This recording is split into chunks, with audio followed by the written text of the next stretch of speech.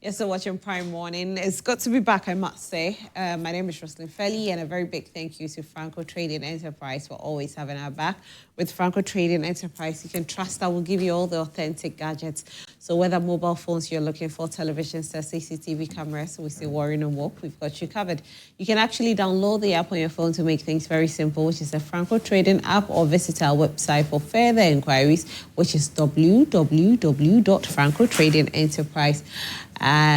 As you do that, definitely will serve you at your convenience. And not just that, but this year we want you to stay healthy as possible. And so we urge you to drink a natural juice. What juice am I talking about, or what juice do I recommend? It is the Kowa Natural Fruit Juice. Now grab that juice. It's made from your own original cocoa. No additive whatsoever, no preservative whatsoever. Just make sure you put it in the refrigerator or the deep freezer to freeze it, and drink it chilled. Very healthy for you. It's going to make you live long, I must say. So try and grab yours. That's the Kowa Natural Fruit Juice. Now, this Saturday, we are all gathering at the University of Ghana Stadium. We are going to have our big walk, and it's all about us keeping healthy right here at Multimedia. So Joy FM has put this together. We are gathering at exactly 6 a.m. Every single person is invited, whether you're a student, whether you're a worker, no matter your age, you can come in. Let's do this together. Come in as a church, come in as, you know, a group, not just a group, coming as a family. Let's do this together. Let's work out together. It's the big workout, and it's good for you. We start our year with a New Year resolution. This is one of the biggest things for you. Want to see you through and through the whole year without anybody falling sick, without anybody dying prematurely. So let's do this together. Make sure you lace up your boots and come, dress appropriately, and let's have a good workout session at the University of Ghana Stadium. I'll be there, and I can't wait to see you there. Believe me, it's going to start at exactly 6 a.m., so don't come late. Let's do the walk together. We come, gather at the place again, and we do some aerobics. Very important. Now, this morning, I want to actually welcome you to Prime Morning one more time. Today, we turn our attention to development from the Pandai constituency, where the Supreme Court has delivered its ruling on the disputed parliamentary election. This follows an earlier High Court decision that ordered a rerun for the election, a decision that has now been overturned, with the Apex Court ruling in favor of Honorable Matthew Nyindam. The ruling has sparked renewed public interest and debate, raising questions about electoral justice, the role of the courts in Ghana's democracy, and what this means for the people of Pandai going forward. Now, this morning, we unpack the legal, political, and social implications of its decision and what lessons, if any, it offers for the future elections. Do stay with us as we delve into this conversation. But before we go into it, I want to welcome my very first guest, who is here with me, and he's in the person of Ishak Ibrahim Asquar. He's a part of the legal directorate for the NPP. Good morning. Good morning to you. How are you? Not too bad. Great. Happy New Year. Many happy returns. Good morning to many Ghanaians watching us out there. Fantastic. Yeah. All right, so I'll do the newspapers. Okay, sure. Briefly, we will talk about your elections, which is happening this weekend. That's right. And then we go into our main conversation for this morning. Thank you. Now, you at home with joining us, you can also send your messages to us on 055-157-5757, 055-157-5757. I start with the Daily Graphic newspaper. The Daily Graphic. I am committed to party welfare, and this is coming from Dr. Mahmoud Baumia. Nyindam remains Pandai MP, Supreme Court rules. BOG drops policy rate to 15.5%. Protecting forest reserves from Galamsey, chiefs residents call for military camps. And this will be it for the Daily Graphic newspaper. The next newspaper is the Insight newspaper. The Insight poll tips Brian to win MPP race, surges past Baumia and Ken in latest FGAP survey. Wow. So, wow, I you know, the polls, anyway, let's see what the future holds. Saturday is just around the corner, though. Future NPP government will purge judiciary of NDC influence, Kabiru Tia says so. Police sources clear Bishop Titi Ofe in Bachuna, Spintex land dispute controversy. Freddie Blay blasts Frimpong Boateng says, calling NPP fake party irresponsible. Herbal Bitters trademark row escalates as police arrest Mark II. Ghana calls for peaceful, transparent NPP flag bearer election. And Nigerian military confirms coup plot moves to court martial suspect. And that'll be it for the Inside newspaper. The next newspaper is the New Finder. The New Finder, cedi depreciation temporary, and this coming from the BOG governor. Okay, so the cedi has depreciated slightly, but the BOG governor says it's temporary. Don't worry, don't fear, because it's going to pick up again. We hear you, Governor. We are hoping it will pick up, though. That's what we all want. So if it will, why not? Accra ranks 8th most expensive city in Africa in 2026. 8th. I thought it was even the second. Accra is expensive. We call it Accra. I don't know how we survive in Accra, you know, because we are earning so little, yet the cost of living is so high. I don't know how we survive. It's a struggle. It's a struggle. Yes. I feel like every person who lives in Accra, it has a miracle working God. I think so. Because... Very true. It's difficult. Yep. Extremely. Anyway, more stories here. Poor roads, high transport costs can lead to food price hikes, and Ghana's export earnings hit a record of $31.1 billion in 2025. That'll be it for the New Finder newspaper. The next newspaper is The Overseer. The Overseer, raw commodity exports stifling Africa's growth. President Mahama says so. NPP primaries marred by insults, lax policy and leadership ideas. Limtig and Panga is saying so. Government to roll out national rental assistance scheme in all 16 regions. Housing Minister said. Now, I'm excited. I'm hoping the Housing Minister, this will really work and it will work well, because that's one of the biggest complaints of, Ghanaians, especially the middle class. Most of them will have to rent whether they like it or not. And it's very, very difficult. So if you're going to do this, I'll say kudos, but I hope that it works as well. Supreme Court overturns High Court judgment on Bandai election. This is our main conversation for this morning. And Scholarship Registrar visits Ghanaian students in Serbia, pledges timely funding. That'll be it for the Overseer newspaper. Our final newspaper is the Chronicle newspaper. The Chronicle. APL poll reveals Baumia will win one touch. Baumia will bring victory to NPP, says Jinapo. Ashanti region backs Brian after delivering his message of hope to 11,000 delegates. And that will be it for the Chronicle newspaper. Of course, the NPP goes to polls on the 31st. That's this Saturday. They go elect their flag bearer. And who will be the flag bearer of the NPP? We don't know. Prophets have spoken. And also, we know the polls have spoken. But it's left with your thumb to speak on Saturday. The Chronicle always brings us a Bible verse. And this time we are going to our favorite verse in the Bible, which is Psalm. Our favorite book in the Bible, Psalm chapter 146, verse 3. Psalm 146, verse 3. Do not trust in princes, in mortal man in whom there is no salvation.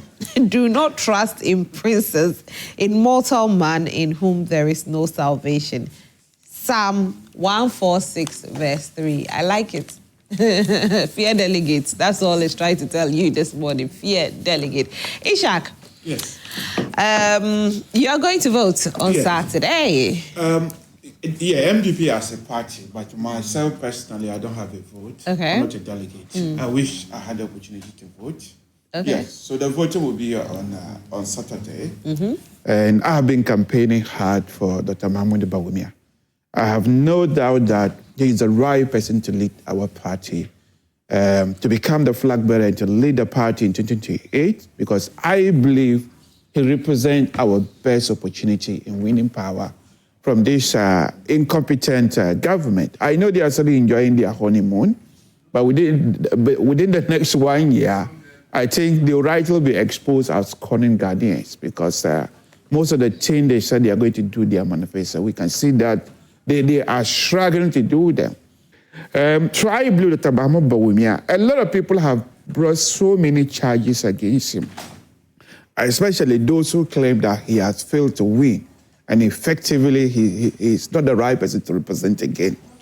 But I tell those people that we are setting a very unfair standard for him. Because look at when we're going into the 2024 election. What was our slogan? Our slogan was breaking the eight. So breaking the eight was something extraordinary because since 1992, when we decided to adopt the Fourth Republic, no political party has ever broken the eight. Yeah. So if we're expecting this individual to break the eight, especially with the economic conditions that we were in, because if you were in Ghana, you know that we're going through economic crisis. So Ghanaian was feeling the pinch. There were a lot of lies also told by the NDC, especially they made Galamsey as a Akufo-Addo problem instead of knowing that it has always been part of us. And then the economy, as I said, did not help. E-levy did not help. These were collective failures that we recorded. So to attribute them to Dr. Mahmoud Bawumia alone, it is so unfair. And some people are pushing a Muslim agenda, that the fact that he's a Muslim, it affects his chances. I doubt it. I believe that Ghanaians have grown politically mature to just use religion as a way of rejecting part of our society. I doubt it. And as some of the Christian pastors have already said, King Cyrus wasn't, what they call it, a Christian, but God used him for a purpose. I am not saying Bawumia is a version of King Cyrus, but what I'm just saying is that religion should not even matter in our life when it comes to choosing our political leaders. It's who can best manage the economy, who can best deal with the issues. And other people talk about northern factor. Again, as you know, Ghana is a unitary state. And for us our current to enjoy the level of unity we have. The current president is the North now as well. Sorry? Current president. Exactly. In fact, that charge, if we are not even careful, it can come back to haunt us. Because the NDC have always maintained that MPP will never choose a northerner as a flag bearer. Here we are, giving him opportunity. And I believe Ghanaians believe in consistency. Ghanaians have always followed consistency since 1992. Look at the incompetent Mahama has even been given the opportunity again when Ghanaians have rejected him twice. So consistency worked for us. And through, I think we now have 276 constituency. He is known across. Are you sure most Ghanaians who are actually touting what President Mahama is doing now for them will agree with that? I just told you they are enjoying their honeymoon. The honeymoon will be over. Okay, but I mean, in the second year, you will come and discuss how incompetent they are. In fact, it's already showing incompetence. Just this morning, when I was coming out, Mahama reminded me he's in power. My power went up. The whole of Adente was put in darkness. So they are beginning to show their signs. But the world economy in general is doing very well. I believe externally conditions are right because that usually affects us more.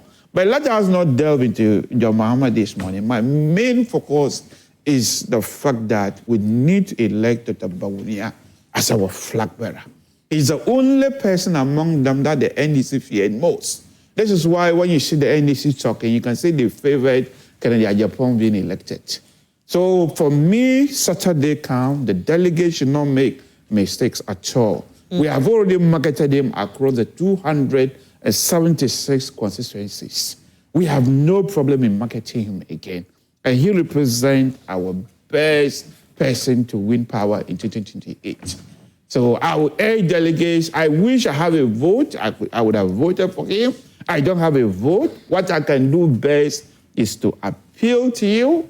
Please do us the honor. And I believe we'll stand a chance of winning 2028. Any other candidate, I doubt it. Because some of them, because they are not yet flag bearer, we don't even know what is in their cupboards. We are yet to open some of them. And some of them have made some utterances that we have heard them. The NDCs are just waiting. If we make a mistake of bringing such a person, his own utterances will push him down. So let us not make those mistakes. Okay, we wish Yeah. the MPP very well. Good morning to you. The very best on Saturday. I've also been joined by Moses Ambing. Is that how I pronounce his Yes. surname? Yes. Okay, he's the National Reorganizational Committee Chairman for the CPP. Good morning, how are you? Good morning, my dear. How are you doing? I'm good. fine, thank you, and it's good to have you. First Yeah. time I'm meeting you. Sure. Yes. Is it first time being here? Not necessarily. I've Okay. been here before, but not on the morning show. Okay, all right, okay. Then welcome to the morning show. Thank you so much, my dear. Well, we're just speaking, your thoughts on 31st, that's this Saturday, Oh. where the NPP goes to the polls. That's right. Okay. A very good morning to you, to my panelists here, and to your viewers, and all CPP comrades across the country. The Convention People's Party this year have told all 16 regions to ascertain reasons why they've been poor showing in 2020-2024 general elections. And I, being the committee chairman of the National Reorganizational Committee, we put together a report that we'll be sharing with our party national hierarchy, that is the Central Committee. So for us to know where we need to tighten, where to loosen, and how to attract members to the Convention People's Party. So we are in line, and we are hoping that by ending of 2026, we'll have our national executives in place and also a flag bearer. And we all go into the battle. So with the MPP, yes, I think it's about 2 or 3 days left to the ultimate. When this thing whole started, there was a hula baloo that flag bearer first was all because they wanted a preferred candidate to be the leader. No. So you realize that there was a pushback by certain people within the party. But they went to their National Executive Council meeting and they all agreed that, look, that is the approach they want to use. We have no qualms with that. It's their party. Sometimes it's a strategy. They want to have a clear path 2 or 3 years so that they can campaign further. That is okay. Now, with the 5 gentlemen, I believe they are all in line. They are possible candidates. They can be president of the Republic. They are all sound. But this contest, my sister, the way it is going, for me, having my interactions with some friends within the MPP, we know which direction it's going. Because I see a lot of people who have been shipped in line to vote for a particular candidate. Even in opposition? Oh, yes, they have. Okay. Because you have a system where most of the current constituency executives and regional executives are all aligned. Almost 70-80% are aligned to a particular candidate. That is Dr. Bawumia. So most of them are doing what it takes. As we speak, they are trying to talk to a lot of delegates on the grassroots level to vote for Dr. Bawumia. So I see a situation where, at the end of the day, he's going to carry the day. He will. I don't know the percentage, but I know from what we've also heard from the grounds, from all the regions, he might win around 9 to 10 regions. And it will be very tough for the rest to catch up. Now, my major problem with what has happened through their primaries is the attack and the insults. They keep on forgetting that in 2028, all of us are going to be in a big competition. And we have very good receipts of what they said. The CPP has oh, yes, we'll play it back to them. Don't worry. So they have an enormous tax for them to be able to come together after the elections. Anybody that emerges will have a Herculean tax to be able to bridge the gap between the members. And most of these things, it is deep-rooted because when you look at some of the insults, it goes beyond politics. So it becomes a challenge. And I know that is where, for years, they will try to mend parts and try to mend relationships. But let's see how it goes. And also, what we are worried about, just sitting on the sideline as CPP, the MPP's delegate system, we have over 200,000 delegates going to vote in this election. You've seen the candidates just crossing the country. The monetization and political financing in this country. I said to myself, 200,000 delegates. How much? Because at the end of the day, delegate system. By all means, the delegates will be demanding that, come with me that day, you have to drop money. something. Yes. And you do your calculations and you see that, look, the kind of money that will be poured on Saturday is not a joke. And for me, I think it's about time as a country we really look at this whole arrangement again. Not about the delegate system per se, but the monetization aspect. The CDD did a report last year and came out that if you want to be a president, you will not spend less than $150 million. And for me, I think that is even an understatement. It is more than that. You want to be an MP, you have to spend more than 10 million Ghana cedis. This is no joke.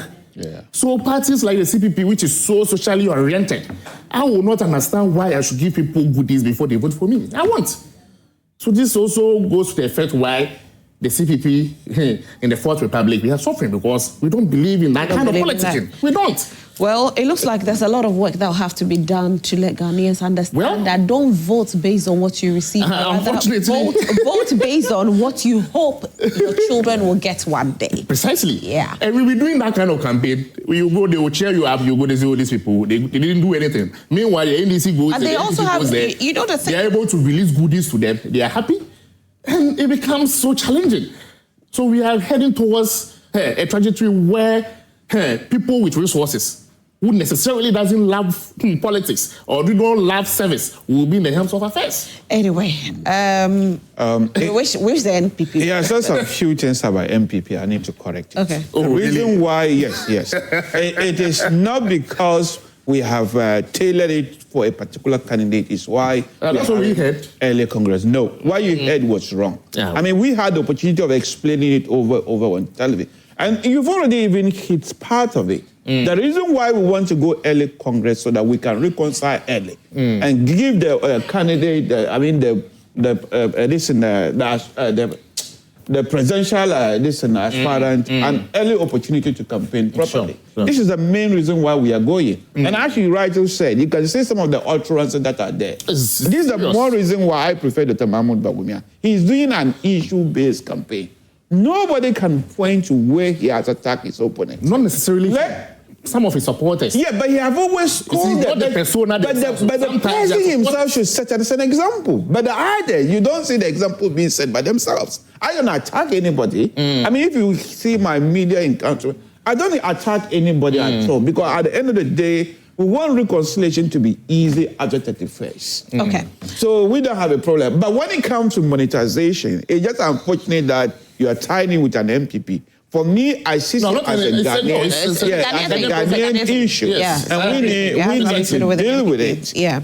Yes. It has nothing to do with the MPP. But then that's right. Let's talk about the Pandai issue. You are missing the point. Yeah. Yes, it is true. We want to have early Congress to mend relationship. I'm telling you, but some insult has gone so deep that it will be 4 years. You cannot even mend. We are Let's see what is their party. They know what they will do. We wish them the best. They know best. They know what they will do. They are good at their game. We wish them all the best. Well, anyway, so let's turn our eyes on the Pandai seat, where yesterday the Supreme Court ruled in favor of Honorable Matthew Nyindam. He's happy. He has said time and again about how he couldn't work for the past 1 year. He's had sleepless nights, but this time round, he's excited about the ruling. Now, one of the things that the Supreme Court said, and I really want to get it for us, those of you who don't know. Okay, so the Supreme Court said, ruled that the High Court in Tamale committed a jurisdictional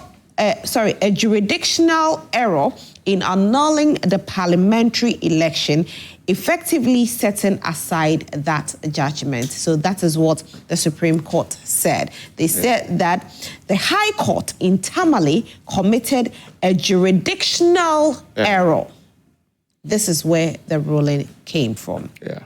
Now, for those of you who don't know, this is our topic for this morning, and we are delving into it. There is a report from Kwame Asah-Asante. Let's take a look at it, and then I can ask my guest the questions. The sticking point in this unending legal drama had been when exactly the Electoral Commission gazetted the parliamentary election results for Pandai constituency for the 2024 elections. Was it on 24th of December 2024, or was it on 6th January? And that had a big deciding matter on when exactly to file a parliamentary election petition and whether or not the petition was filed in time or out of time. You will recall that in 2025, the Tamale High Court handed down a judgment that effectively annulled the election of Matthew Nyindam as Member of Parliament for Pandai constituency. The New Patriotic Party immediately rushed to the Supreme Court seeking a quashing order to quash that judgment because, according to Matthew Nyindam and his lawyers, the election petition was filed out of time, the 21-day statutory period within which to file a parliamentary election petition. And that is why they came to the Supreme Court. Ultimately, the Supreme Court has now handed down its judgment. 4-1, Justice Gabriel Scott Porman, the presiding judge, dissenting, which has quashed the judgment of the Tamale High Court in this matter, which now restores Matthew Nyindam as the Member of Parliament for Pandai. The NDC are not very happy about this. They are considering their option, including a review, but they are also calling out what they say is the hypocrisy of the New Patriotic Party. This is not the end. This matter is not the end. The ruling of the court will be filed according to the court's own decision by the 6th of February. When we obtain the ruling, and that's a certified true copy, and we study it, we advise ourselves. There's a review option. So this matter is not ended. It's not ended.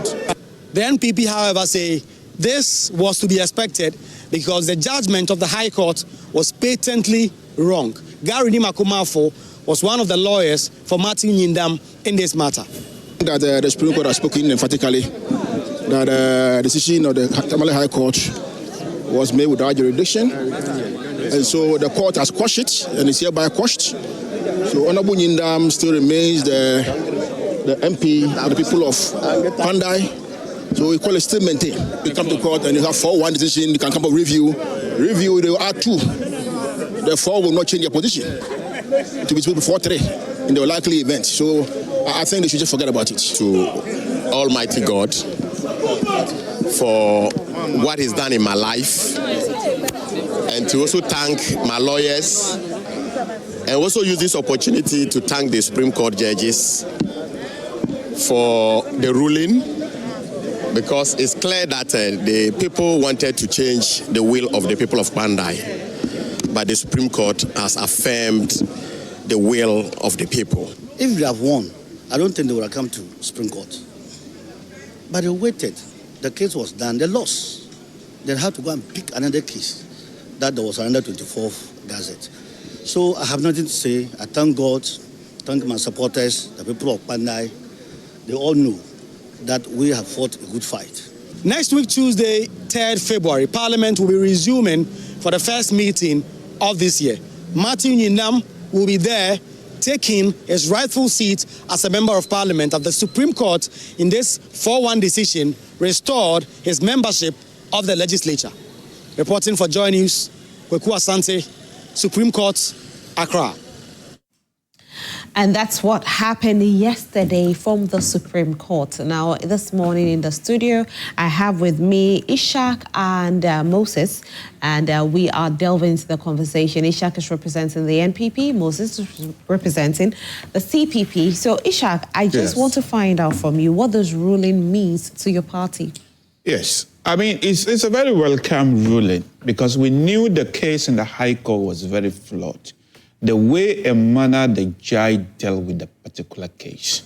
Aside this procedural bar that you had 28 days to bring the case, the way he conducted the case, especially the NDC gentleman was acting for something specific, and he broadened it to cover everything to the extent that he just made decision to just overturn more or less cancel election results.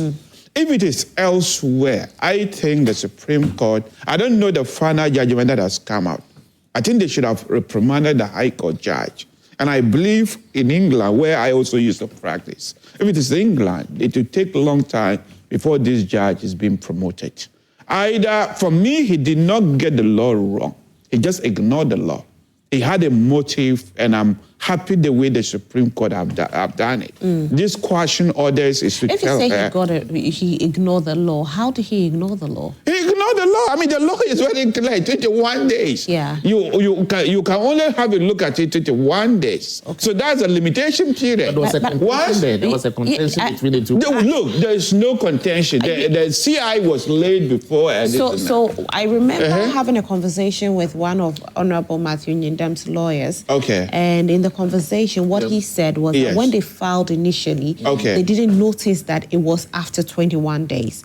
So it was after the court had ruled that they realized that this is it. So they went to petition with that 21 days. Okay. Yes. No, but it doesn't really matter. But what the main point I am making is that the Supreme Court quashing order is an order. But you can tie it to the whole NDC strategy. As soon as after these elections were declared, That's why God being so good for them that they won overwhelmingly. They took steps to make sure that they still the remaining ones. Look at the amount of violence they visited on the people of Ghana for the remaining seats that were not yet called on. So it has always been their strategy. And I'm glad that when you were showing it, you can see Rashid Computer was there. He has always made it clear that Kwanda is not just their only target, that they were going to target a number of seats in the north.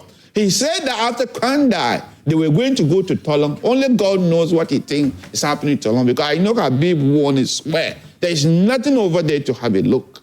So for me, and then they also having a threat that they are going to call for a review.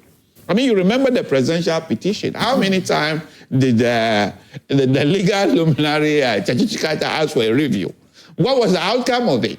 So for me, they should just let the guy to have a rest. You can see when he met Evans on the PM Express, the amount of pressure and then sleeplessness the NDC people have given him.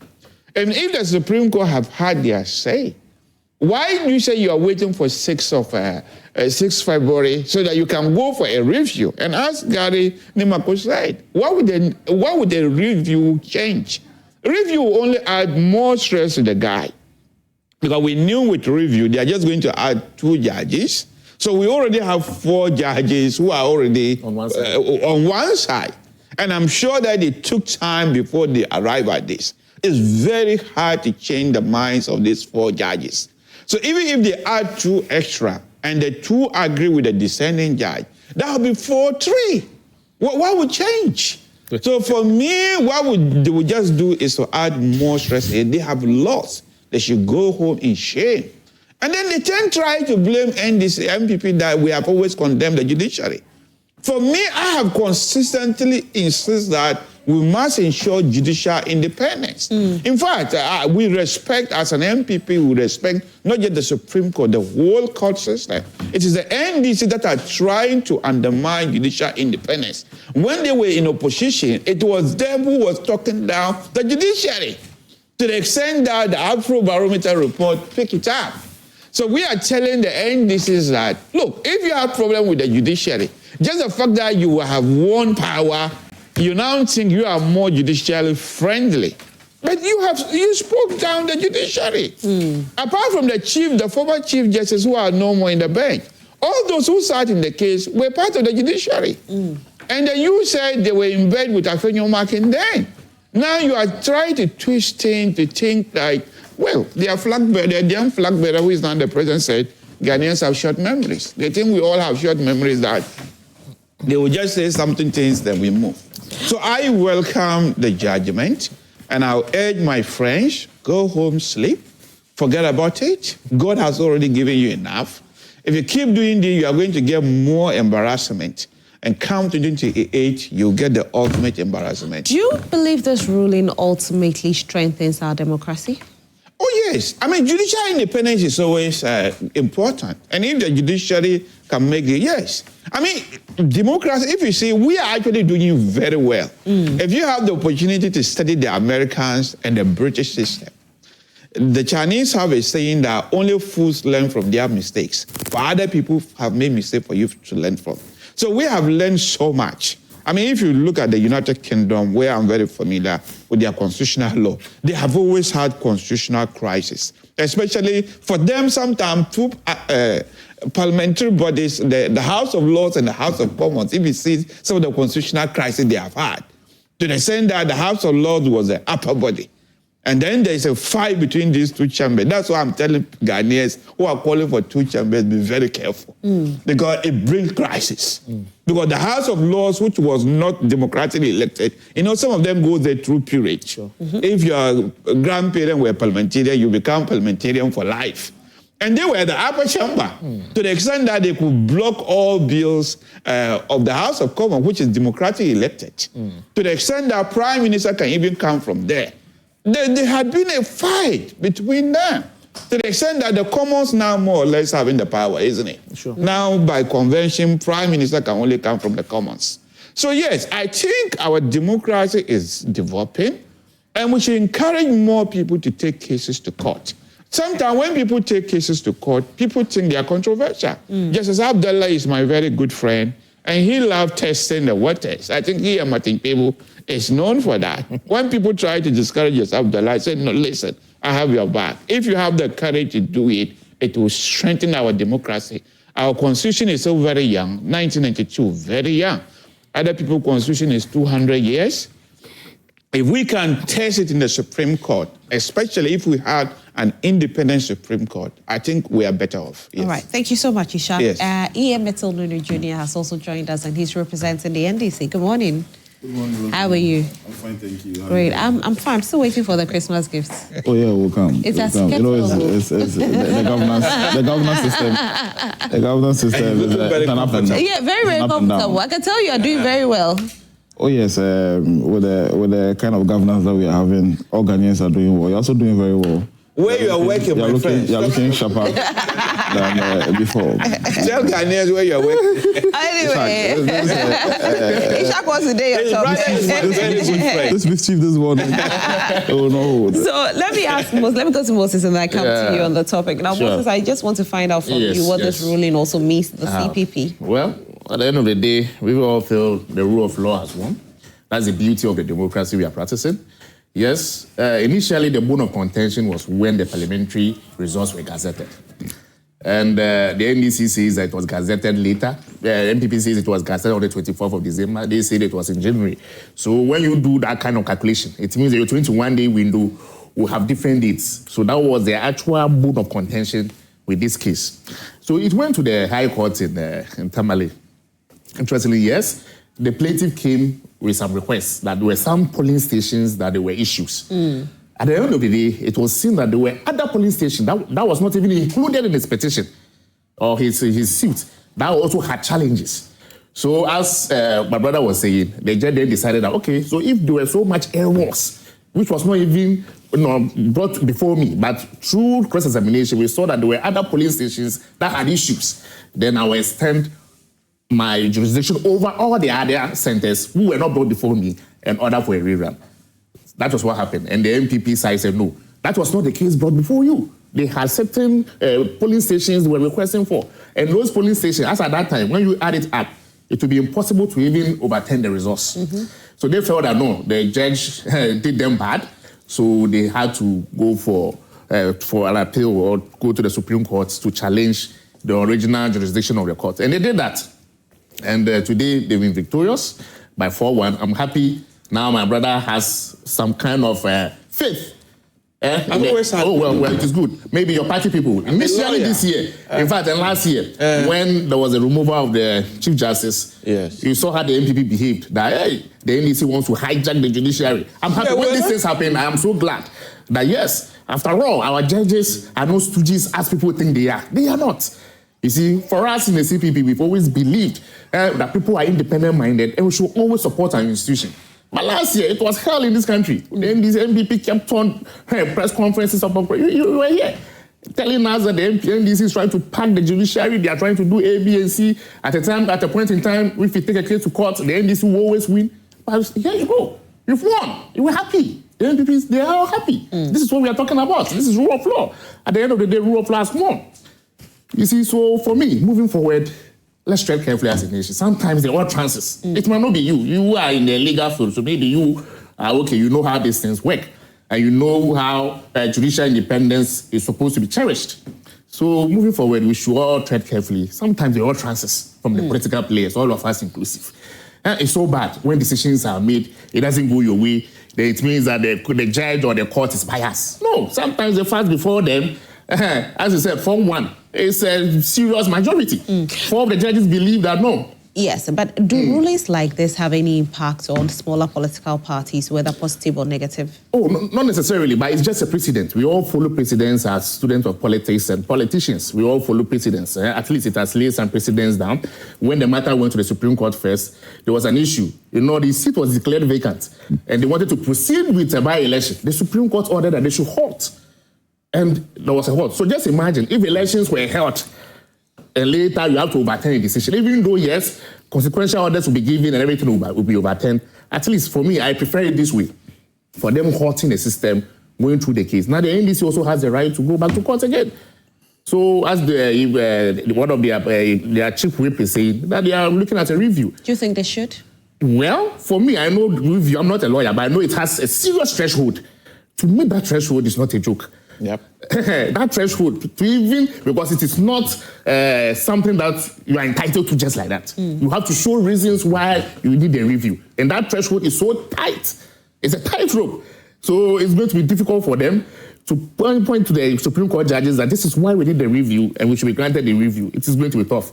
As I said, Form 1, normally, if it is 3-2, then you know that, yes, there's just a thin line in there. But when you have this kind of majority, it becomes very difficult. But it is within their right. We are not stopping the NDC. It's within their right. They can go for their review. Okay. It's within their legal right. So we wish them the best. But at the end of the day, I'm happy rule of law has won. And we should all not be saying that our judges, our learned judges, some of them 30 years, 40 years at the bench are biased or they are political. Please, this is a clear vindication of the bench, and I'm happy this happened. And moving forward, we should all have some trust in our judiciary. Okay. Iyemito Nunu Jr., do you agree that the rule of law has won? Yeah, the rule of law has won. You know, first of all, let me say good morning to our church viewers. Good morning to yourself and the entire crew, and then my fellow panelists here, especially the mischievous Ishak and then Moses from the CPP. Sure. Rule of law has won. We in the NDC that bets the 1992 Constitution will be the last to do anything to disorganize the kind of democracy that we are enjoying today. All the things that have happened from the 7th of December regarding the Pandai elections that were held have all followed due process. And if you look at all the things that have happened, the court with original jurisdiction to hear parliamentary petitions, which is the High Court, was duly followed.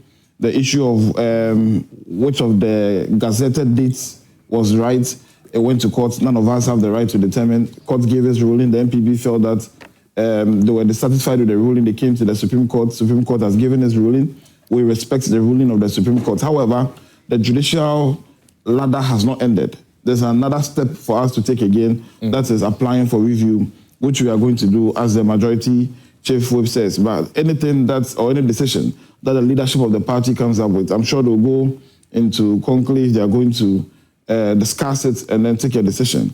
And the decision so be that the National Democratic Congress is not going to go for review, so be it. I believe that in elections, elections are not won by men who wear suits and sit on the bench to declare. Going forward, we should have won the elections at the polling stations and at the constituency. Sure. We should have been vigilant and protected the polls right from the polling stations. And the parliamentary candidate of the NDC is not a novice. He's somebody who has contested in elections, somebody who has sat in parliament, and he was going for the second term. So it's a lesson for all of us that it is difficult to overturn election results when it gets to the courts. However, whatever you have to do to make sure that you are vigilant at the polling stations, whatever you have to do to make sure that the election process is safely guarded and jealously guarded on the day of the elections to make sure that you are declared winner, you must do it to make sure you are declared winner. All these things wouldn't have happened. The other angle I would like to touch on is the body mandated by the Constitution that conducts election in this country. All these troubles that the political parties, NDC, MPP, Ghanaians, and everybody we are going through, it's as a result of the crass incompetence of the Electoral Commission. And we've mentioned it over and over again. There's an Electoral Commission that in 2020 declared presidential results more than 4 or 5 times, came back, and they came to declare it. We saw issues that happened in the Ablekumanov constituency. And if the Electoral Commission were that competent and they did their job very well in the Pandai constituency, we would not have been going through the things that we are going through today.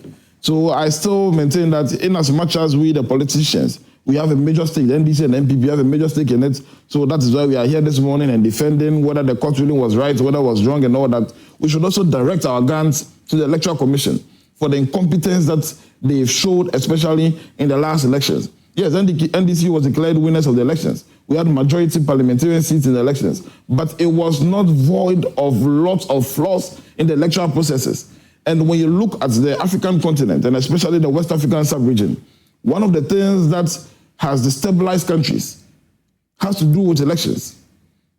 There's a thin line between peace and war. Elections, So if we are not able to make sure that our electoral processes become more tightened and become very free and fair and transparent, and we are always going to go about it's Ghana is because we are very peaceful, loving people. Ishak is here, he's talking for the NPP, we get up from here, we talk, we are good friends, Moses is here. But imagine this thing happen in another country. You think that the people are going to take it lightly? Ishak is expressing his views about how the election went, and he has expressed his views about the judiciary. I'm also going to express my views about it. But if it happened in another country, it wouldn't have been the situation. They would have taken arms, they would have taken weapons, and would have fought each other instead of coming to Georgia and then getting to a conclusion or arriving at a solution. So the Electoral Commission must be up and doing. They have not been... Are you going to submit a petition for the removal of the EC boss? Oh, the process has already started. I think that's ordinary. And I mean, for you, because the way you're speaking, will you there are lots of petitions already that have submitted, so I don't think I have to add mine already. The incompetence of the Electoral Commission is very evident when you look at what happened with the Sal constituency, where people were disenfranchised from voting for their parliamentary candidates, and then they were not given the chance to be presented by parliament in the elections. The mentioning or declaration of the presidential results several times and all the things that have happened. I think there are a lot of incompetent actions that the Electoral Commission has taken that people have evidence of that have already petitioned and is going through the process. But I'd like to also end by advising my friends from the MPP. Okay, today I see a lot of the MPP folks I've watched on social media. Like my brother Ishak here is saying, maybe not Ishak, but majority of the people from your political party, they were bastardizing the judiciary when the decision happened that the elections were going to be rerun in Pandai. See, the last resort that we all have is the judiciary. When you and I disagree, the only place we are going to go to that we are going to get solution is the judiciary. If we bastardize the judiciary, nobody will like to go there for their cases to be adjudicated on. And then it's going to lead in us taking weapons and fighting each other to make sure that our case that we think is right is right. Today you are here and the MPP is here praising the judiciary. Yes, they've done something right because we've gone through the process. And if you go to the review and the case is overturned, if you go to the review and the issue is overturned, don't come and bastardize them. It's all part of the judicial process. So this is an advice to my friends from the MPP. We only have one Ghana, one democracy, let's protect it. All right, so we only have one Ghana and one democracy. It is an advice. It's a good advice for everybody. No, it is an advice. They should take it. That's what I'm saying. Because they think Ghanaians have short memories. Before 2024 election, you were the one talking down the judiciary. It even reflected in the Afrobarometer report. It's not MPP. The NDC was talking down the judiciary. Yes, you did. In fact, when the speakers expelled those 4 parliamentarians. So you both take the advice. Take the advice wholeheartedly. So once you take it, you should take it seriously. All right, you are the one. All right, fantastic. All right, so we are being joined on you are a threat to the by Clement Akolo. I hope I got your name right. He is the Director of Communications for Parliamentary Network Africa. Good morning, Clement. Good morning. How are you? I'm doing great, by God's grace. Fantastic. Now, Clement, this ruling is quite, an eye-opener, I must say, and it sparked conversations everywhere. But what does this really mean for the composition and authority of Parliament following the earlier uncertainty created by the High Court ruling? All right, thank you very much. We think that this ruling actually sets the ball back to where it was. I mean, initially it was the MP for the Pandai, that is Honorable Martin Yindam, who was declared a winner of this particular election until that court ruling came in that that result has been quashed. And it was based on that particular court ruling that the Speaker had to give those notifications to the Electoral Commission. Now, if there is a reversal of that particular decision, then we are looking forward to that decision that would actually kick in and put back the MP to represent his people in Parliament until there is another notification for an appeal or a review.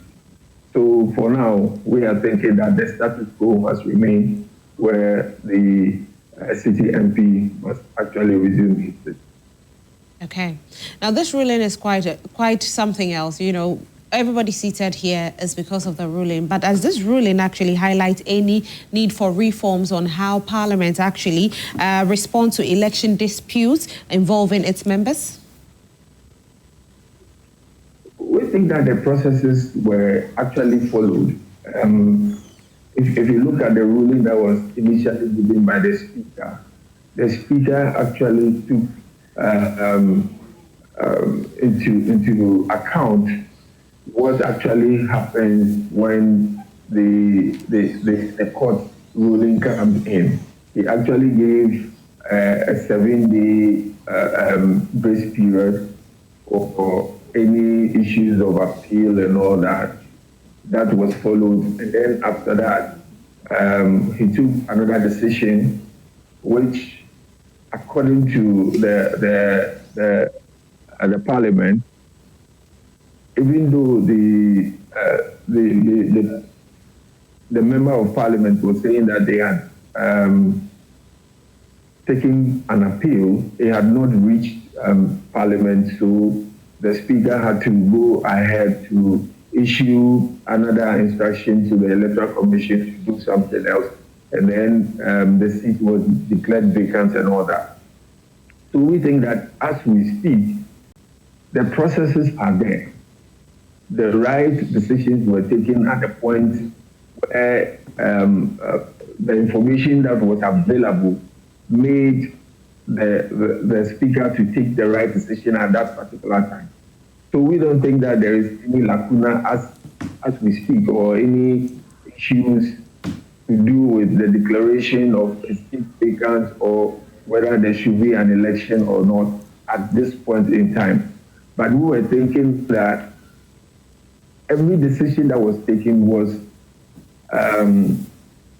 made because of the information that was available at that particular point in time. So we don't think that there is any serious amendments that must be done right now. Just that if the political parties will be patient enough to follow the processes, yes, the processes, then we think that everything will be done according to the Constitution or according to how it's. Okay. Now, my final question to you is, how can Parliament actually use this ruling as a lesson to strengthen democratic representation and also public trust?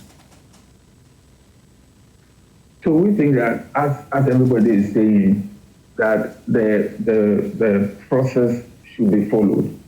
And we think that once the processes are followed, then we can all take solace in the fact that we have a strong constitution or a strong procedure to follow. Anytime there are some of these issues coming up, then we all follow the process. Now, people actually bastardize the Parliament, that is the Speaker and then the clerk, for taking the decisions that they took. If the Speaker and the clerk have to take a particular decision that was stipulated in the Constitution or in the standing orders, we have to understand that those processes are things that have been put there for us to use. For now, Parliament, as we know it, have used the right processes until now. So maybe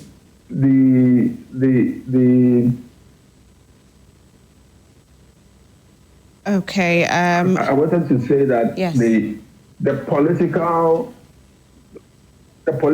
tension, sometimes we feel that they are impatient for the right processes to take place because of their interest. Sometimes it makes the whole thing look like there is no structure or there's no procedure to go through. And for now, we think that the procedure and the structure is very, very, very clear. And if we are patient enough, we'll be able to go through the processes without having any challenge. All right. Thank you so much, Clement. We are super grateful that you could join us for this conversation. Have a good one. All right. We're also being joined by... Thank you. We are also being joined by Dr. Kwame Asah-Asante. He is a political scientist and head of Center for European Studies at the University of Ghana. Good morning, Doc. Good morning. How are you today? Very well. And yourself? We are doing good, I must say. Thank you so much for joining us. And, you know, with what you do, we want to know how this ruling is actually going to let us understand the strength of Ghana's democratic system. Thank you for the opportunity, my sister. You know, democracy hinges on rule of law. So anything that you do must resonate with the principles of rule of law. So I was happy that an issue like this, people did not take to arms, but rather went to court to seek redress, and the court has spoken. If you are dissatisfied with the judgment of the court, you know what to do.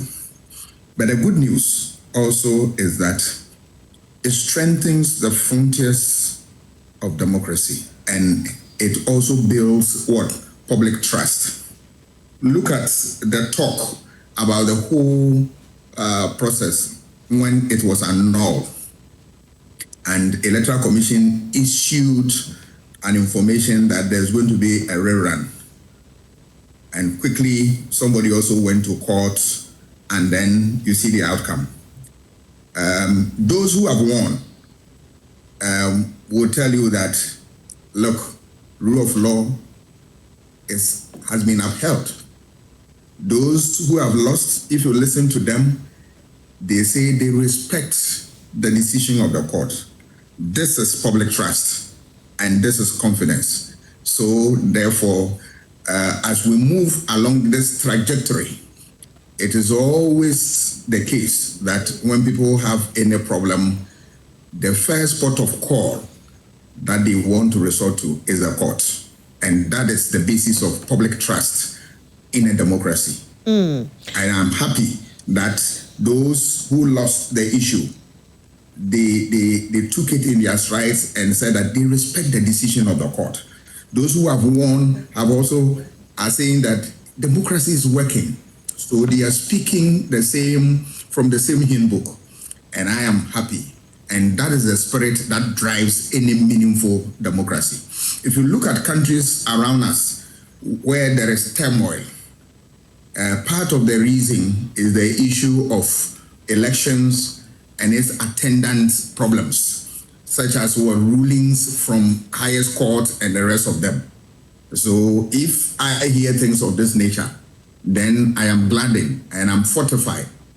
And I have the hope that if we continue this way, I have no doubt in my mind that we'll be able to consolidate this young democracy of ours. Fantastic. Now, you did mention that in other countries, we see these things, you know, creating some sort of tension. Now, with this particular ruling, how can it contribute to peaceful elections in Ghana? And also political stability, I must say. Now, people know that, look, even if they have some thoughts that I am in opposition and that when I go to the Supreme Court, I'm not going to get the verdict that I want. Yesterday, they saw the reality on the ground. That's not the case. That the court will always speak. And when they speak, it's nothing but the truth. If you are dissatisfied, there is a process by which you have to go through. And for me, that is the crux of the matter. That's fantastic. So currently, the NDC says they might go back for a review. Do you advise them to, or you think they should leave the case? Oh, it is their right. If they want to exercise it, why not? The court is also ready to listen to them. Yes, whatever will come out, it will serve as a fillip on the system. And it creates an enabling environment for every political actor to act effectively in things of this nature. Fantastic. Now, Saturday, the NPP is going to the polls to cast their votes as well and elect their flag bearer. Who do you think is likely to emerge as the flag bearer for the NPP? Polls, we have seen a lot of polls, including prophecies, which I don't believe in the latter. I believe in science because scientific truths are nothing but universal and verifiable. They can walk you through the methodology and you arrive at the same answer or close to the answer. But those that God has spoken to, I don't have a problem. I don't have my senses are only 5. I can't go beyond 5 to know what God has said. I serve gods and ancestors and all that. I don't consult them when it comes to election. I am a student of democracy and I rely on science. So I will go on science. I'm not against what they do. But what I know is that if you look at the people they put forward, the 5 gentlemen, they have all their strengths and weaknesses. But I will look at it this way, that the delegates should consider somebody, one, who has less baggage, so that it doesn't become a raw material for opposition come 2028. 2, they should elect somebody that the previous administration, the sense of previous administration will not be visited on that individual. Because if you take it or leave it, previous administration and some of the XSS will obviously be visited on that individual. Do they have what it takes to answer those questions? And then 3, you need somebody who's a unifier, somebody who can put all of them together to rally behind and then support the cause of fighting for power. And you need somebody who is desperately looking for political power, because the politics is driven by power, and power is the ability to induce obedience. Without it, you can't do anything. But looking at all this, my candid view is that, look, if they joke with this, all the things that I've said, it's going to be difficult for them to, win 2028 elections. My worry is also that prior to the campaign, there was an establishment of an ethical committee. I knew from the word go that the committee was going to fail, because this is a committee that did not set grounds or did not define what constitutes crime. And for that matter, if you breach it, you are visited by a certain appropriate punishment. There was nothing like that. So it was like an omnibus type of group that they did not do anything. Look at how the campaign turned out to be. It turned out to be a toxic campaign. They were attacking each other and all that. The way they have attacked themselves. Look, if somebody emerges out as a winner for the election, how are they going to campaign? Those who came out vehemently against that individual, can they campaign?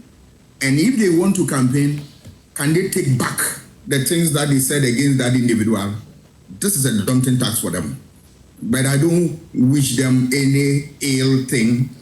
My hope and prayer is that they should be able to weather the storm and put in a team that will fight for the party, a team that will be credible, a team that will have less baggage so that it doesn't become an albatross around their neck. Okay. And that's my piece of advice for the delegates. Who do you if they allow money to influence them, I'm afraid they will fall on their own dagger. But who do you think is likely to emerge as the flag bearer? The polls have said that Bawumia will win. I have no doubt about polls. People have done their scientific thing and all that. But I'm saying that beyond the polls, what happens? You can elect somebody who is popular. But remember, in politics, popularity does not mean that necessarily you are going to get power. No. You need somebody that all the attributes that I've given, you can find in that person. Yeah, you can pick somebody, all the posts that he wins, but he can't bring you the votes that you want. He can't bring you power. So what happens? Doc, if you don't mind me asking you this, I mean, all the attributes that you've mentioned, 5 of them, who stands tall with that attribute? For me, and I want to be blunt on this, if you look at all this thing, I think Agyapong. Okay. All right. If you take Dr. Bawumia, they will play his tapes to him. I have no doubt about that. Workers are suffering this or this and that. cathedral. They will pose questions to him on that. Kwalugu Dam. I mean, the wickedness of government. Not necessarily he caused them, but he was part of the previous regime. And it's going to rob off him. If you look at Mr. Agyapong, fantastic man of ideas and all that. But his public outbursts and the tapes are there. They are going to use that. If you look at Dr. Brian Champong, fantastic man. But look at how they have taken this campaign to attacks here and there. All right? If he wins, can Dr. Bawumia and Ken and the rest of them campaign for him, given what have been said by some of them against him? Look at Dr. Bichum, fantastic man, but he's young in the program. And for that matter, he's not that well known. Yes, so the previous administration, the person who was not associated with it was Kwame Asah-Asante. And if you look at him in terms of experience, he was a press secretary and he learned the ropes from Kufuor era.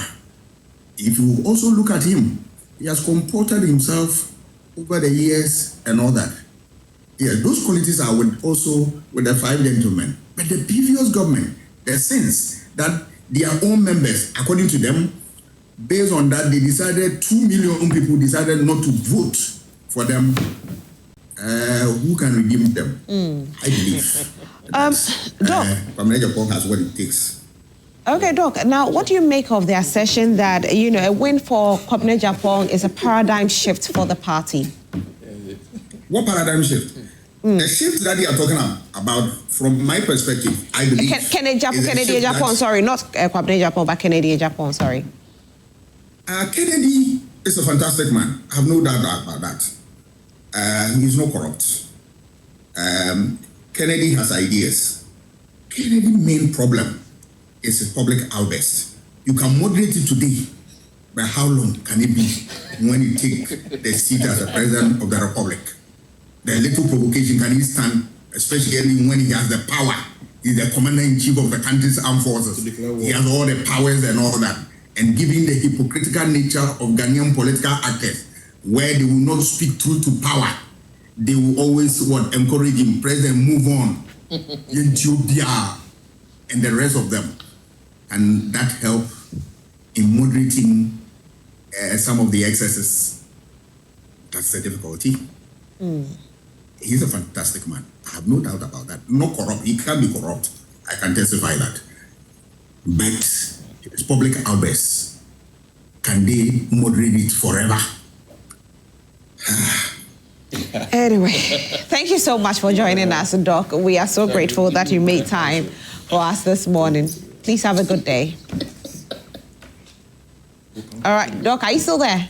Oh, Doc is gone. Yes, okay, Doc, thank you so much for joining us and have a good day. And his name is Dr. Asah-Asante, and he joined us. But it looks like Ishak really... Ishak, what do you... So we can't leave some of the things that are... Listen to you. No, that's all. No. You see, when he was going on, I'm very happy you asked some follow-up questions. That probably tell us his intention. Because when he said all those things, we could all predict he was talking about Kwame Agyapong, isn't it? Sure. But I disagree with him for a number of things.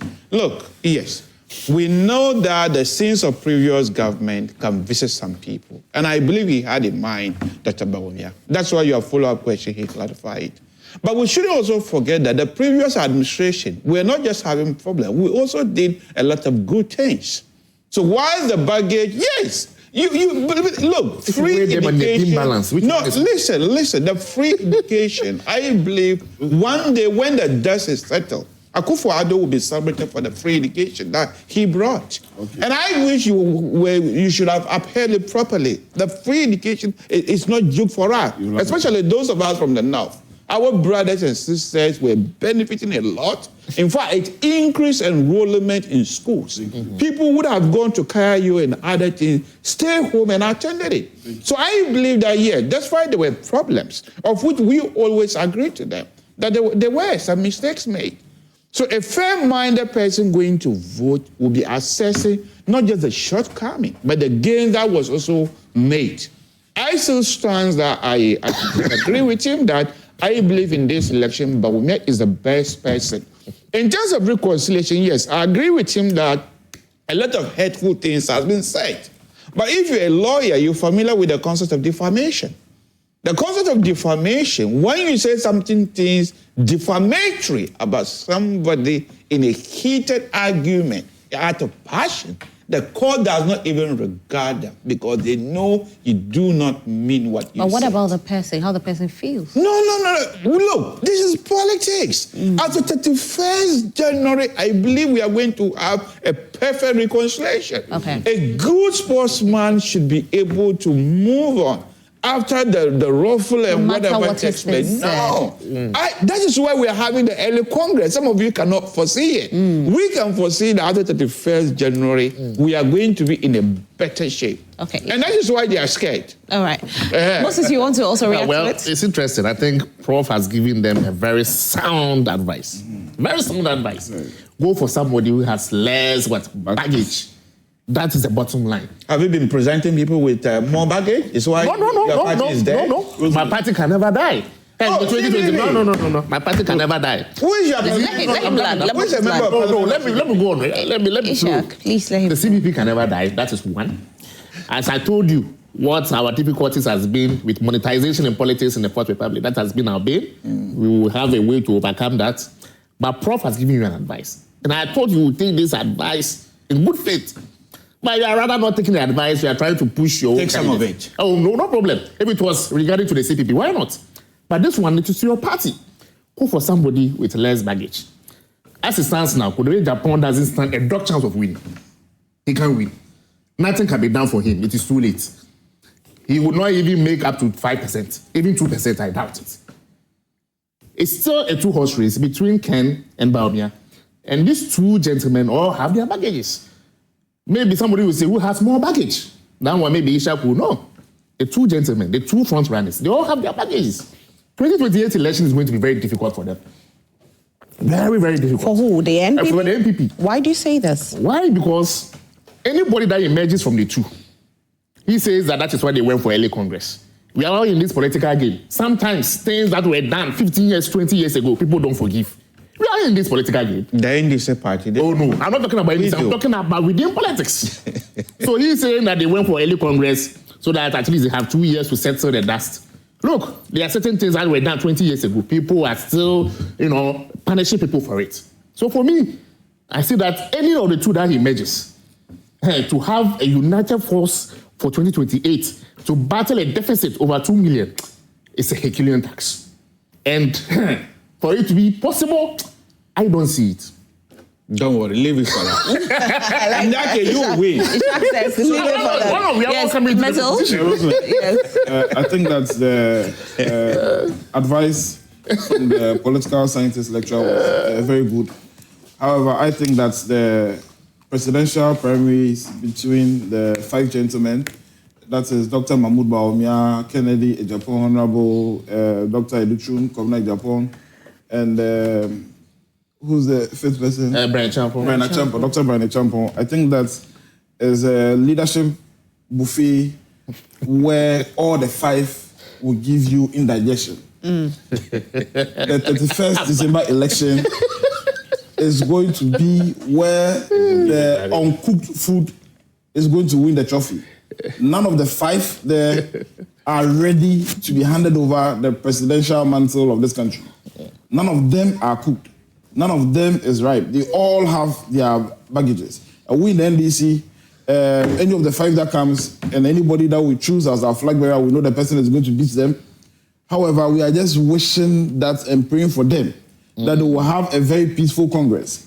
We don't want them to go and start trading assets. We don't want them to go to the Congress and then start raising cattle because it's going to mean that the government of the day is going to commit lots of resources to ensure that we protect the peace of this country. And as political players and stakeholders, we are wishing them well. They should go into the Congress free and fair. However, I believe strongly that the most uncooked food that will give the most indigestion is the one that will be awarded the trophy. and we are ready for the person. And I can predict it today.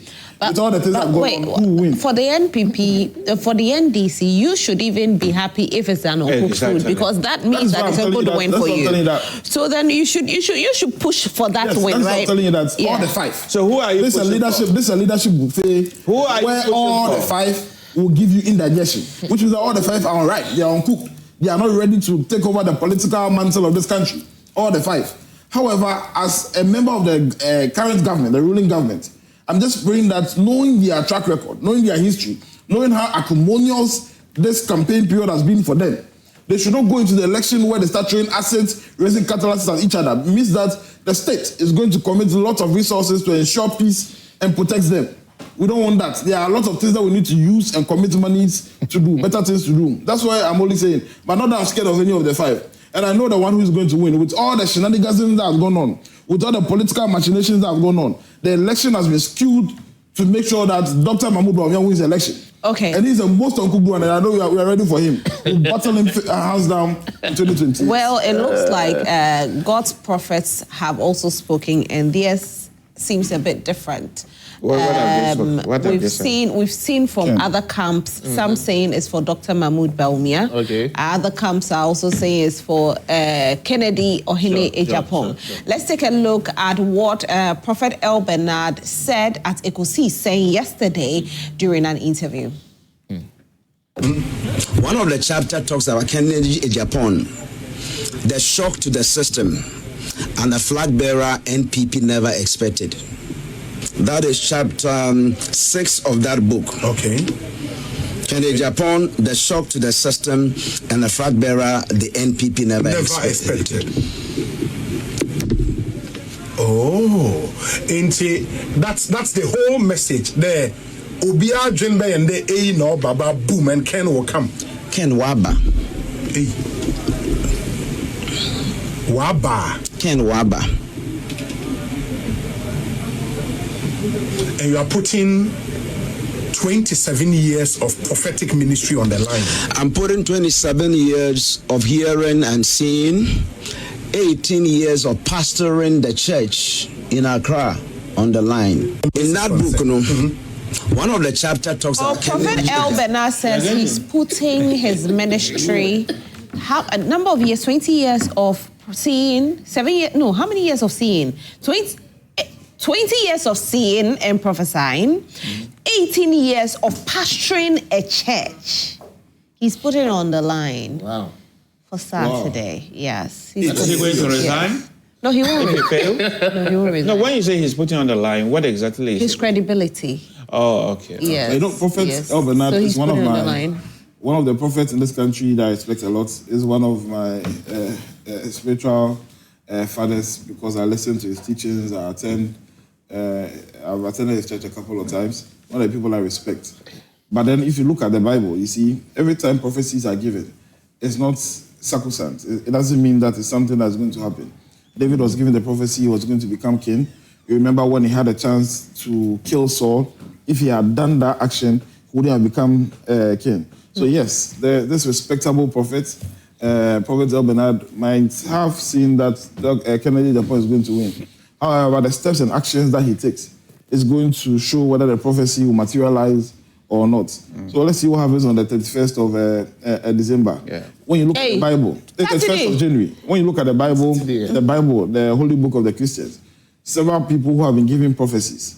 You look at Naaman, when he was directed that go and bath in River Jordan, and he wanted to decline and go. If he had gone, that was a simple thing that he was supposed to do. He wouldn't have gotten the healing. So you get the prophecy, yes. You might have seen that this is what God says, but then it comes with specific actions and steps you are supposed to take. What if he has taken the steps and actions? You and I don't know. We'll be here, and then after the 7th of December, you hear get to know that some of the steps that you are supposed to take, you didn't take them. That is why it didn't happen this way. You know, you look at what James taught in James chapter 1. He spoke about faith and works. If you have faith and you do not have works, I guess like the body without a spirit. Okay. So work towards it. Is Doc online? Is Dr. Asah? Okay, Dr. Asah-Asante is still online. Doc, your reaction to these prophecies? As I've said, I have only 5 senses. I can't go beyond that. I don't have the power to see things in the realm. Those who have, I respect them. But you see, we are talking about science. And scientific truths are nothing but universal truth that can be verified. You can verify it when you go through the methodology and all that. What you are saying, if you don't have the third eye, you cannot see. So I always shy away from this and then follow science. My PhD, I wrote on political communication and voter choices. And part of the chapter is to look at strategies that are used in elections. And one of it is prophecy. One of it is what polls, where you come across bogus polls, and then they take you to a different direction.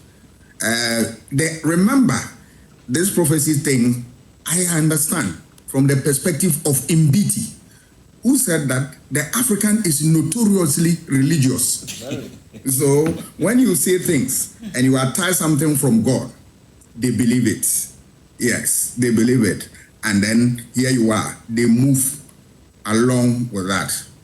But that, you can win power.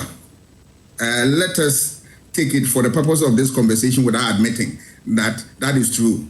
You win power. How do you govern? Will religion also help you to govern? We have seen some examples in that direction, they didn't work. I'll give you an example. When the economy was slipping through the fingers of Agyapong, he organized a week prayer. I want you to read Kevin Shillington's book, Ghana and the Rollins Factor. I mean, prayer. How can prayer solve any problem? If that is the solution, then classrooms should be empty. But rather, we all go to churches and get all that. Right. So we are saying that governance, it is art of what?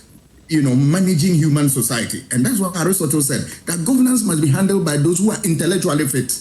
It's an intellectual exercise. It's not a religious exercise. I'm sorry to say that.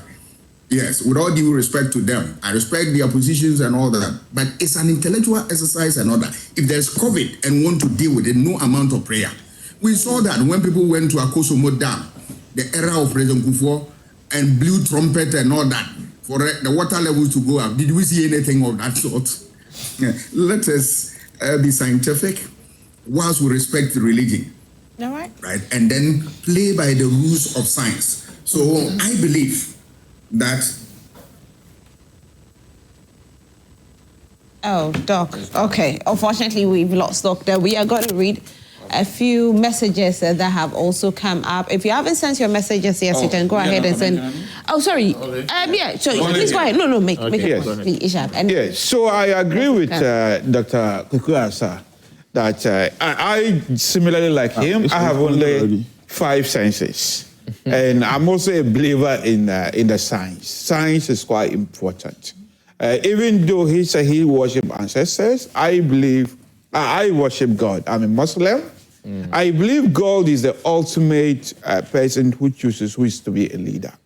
But I do not believe God communicates these decisions to our human leaders. So I don't want to do that. Even though I do believe that sometimes scientifically, some of the polls also fail. I mean, if you look at what happened in Europe some years ago, most of the polls were predicted wrong. That is why I've always urged those who support the Bawumia agenda.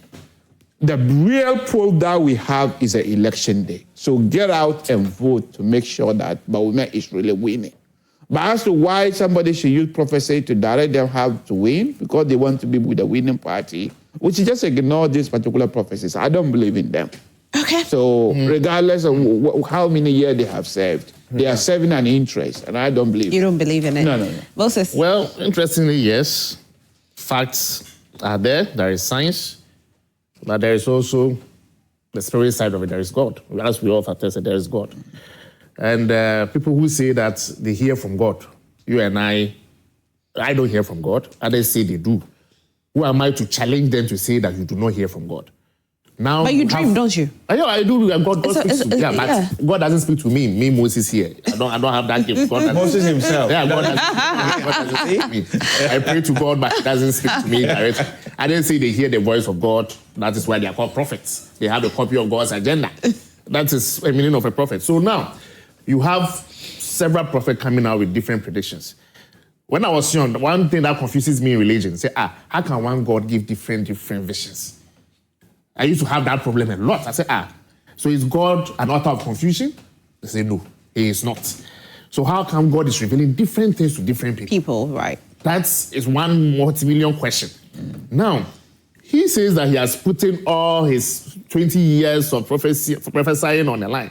If I was a member of that church, and Saturday goes wrong, how will I feel? I don't think I can go back to church. You'll find a way to convince them again. Oh, really? Not really, because honestly, if I was a member of that church, and Saturday goes wrong. Well, you're not a member. You're not a member, so let's see. Steps you are supposed to take. All right, so let me read a few messages. Didn't do one or two things. Yes. But that's bad. Let me read a few messages. Okay, well. Let me read a few. I prophesy Bawumia will win. Okay, we hear you. Good morning, Roslyn. Greetings to all your panelists. The NDC is a peaceful party and respect the rule of the court, or the ruling of the court. Greetings to our incoming Greater Accra Regional Communications Officer, E.A. Metal Nunu Jr. Are you going for that position? Yes. Congratulations on that. Tell us and then we push you more, okay? I didn't know. Yeah. I didn't know this. Okay. Good morning to you. True national progress requires the total eradication of corruption. Our underdeveloped infrastructure is a direct result of weak project monitoring and evaluation. To achieve sustainable growth, we must move beyond personal biases, such as family and friends favoritism, and embrace a collective responsibility to hold every official strictly accountable for their performance. Erombeba Kokomisa. All right. Dr. Kweku Boche, General Manager. What did I just open? Alhaji Hamza Pick Farm says, good morning, Roslyn. Please, I need some education from you and your panelists. The Supreme Court went... Okay, I'm trying to get an English. The Supreme Court go into the election issue in Pandai, or the ruling was based on the gazetting of the results and the technicalities of the case? I simply want to know, because the High Court in Tamale really went into the case and found out that certain things went wrong with the elections, and now we need to know what the ruling of the Supreme Court is about. Well, I did mention earlier what the Supreme Court said. Okay, Hassan C says from Zeno Central says, good morning to everyone. The NPP, as I always say, are the most dishonest entity, and they will remain dishonest and hypocrites for a long time. Today, they are praising the courts, which they called kangaroo courts, and judges. But where is the news about the ruling? It's like dog biting man is not news, but man biting dog will be news. The good of it is that democracy and the rule of law is working, and it will continue to work under JDM and NDC government. And tomorrow is pregnant for the NPP when the same court rulings change or go the other way. Okay. Akonsi Gariba from Tamale says, good morning, Roslyn. The NPP flag bearer for the 2028 election is Alhaji Dr. Mahmood Bawumia, because his competence, humility, and vision for Ghana. As for the Supreme Court ruling for the Pandai constituency was obvious, because the NDC didn't have a good case in the first place. They were just trying to abuse power that Ghanaians have entrusted in their hands. Okay. Unas from Asin South. Good morning, Roslyn. On the Pandai verdict, I think the SC ruling is an indication that Mahama has indeed reset the judiciary to gain its independence. Now, we are not going to experience unanimous SC. Thank God the trust in the judiciary is back again. Okay. Good morning, Roslyn. I don't think we understand the implications of the Supreme Court ruling in the Pandai issue. This is my understanding. It means that we don't have a parliament properly constituted, because the current members of parliament were sworn in with the 6th on the 6th January, sworn in with the 6th January, on the 6th January, 2025 Gazette. Also, we don't have a president in Ghana now, because the president is to be sworn in before Parliament, according to Article 57.3 of the 1992 Constitution. The implications are dire. Junior Kelsim from Kase. Good morning, Roslyn.